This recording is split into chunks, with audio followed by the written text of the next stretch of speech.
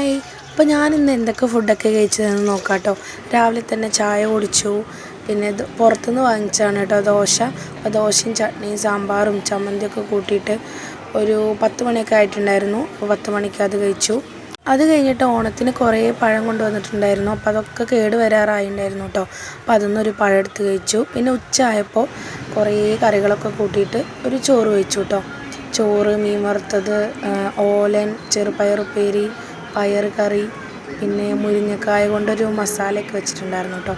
അപ്പോൾ അതൊക്കെ കൂട്ടിയിട്ട് ഉച്ചയ്ക്ക് നല്ലൊരു ഊണ് കഴിച്ചു. അത് കഴിഞ്ഞിട്ട് നല്ലൊരു ഉറക്കട്ടോ. ഉറക്കമൊക്കെ കഴിഞ്ഞിട്ട് ഞാനിതാ എണീറ്റിട്ട് ഈ ഒരു മിഠായിയാണ് കേട്ടോ കഴിച്ചത്.